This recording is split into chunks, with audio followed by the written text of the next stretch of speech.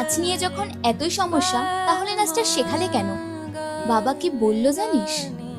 ছোটবেলায় মানুষ অনেক কিছু শেখে, কিন্তু বড় হয়ে কি স্টেজে উঠে নাচ করবে? এখন পড়াশোনা করে চাকরি খুঁজবে, ওসব নাচটা যান না। বর্ণা, তোর কাছে এখন একটাই অপশন। এখন তুই বল, নিজেকে হারাবি না নিজের জন্য দাঁড়াবি? শোন, তোর ফ্যামিলি তোর এগেইনস্ট না, ওরা স্কেয়ার্ড। সোসাইটি কি ভাববে সেটা নিয়ে ওরা ব্যস্ত। কিন্তু আজ যদি তুই নিজেকেই ভ্যালু না দিস, তাহলে একদিন বাবা মাও বুঝবে না, আর সোসাইটি, ওরা তো কখনোই বোঝে না। আজ যদি তুই নাচ করিস, পড়াশোনা করিস, দুটোকেই ব্যালেন্স করতে শেখাই তোর ফাইট। আর এই ফাইটটা যদি তুই নিজের জন্য না করিস, তুই নিজেই নিজের স্বপ্নটাকে হারিয়ে ফেলবি। অ্যাকচুয়ালি এই সোসাইটিতে মেয়েদের সব থেকে সহজে শেখানো হয় ত্যাগ, কিন্তু কজন শেখায় নিজের স্বপ্নের জন্য দাঁড়াতে?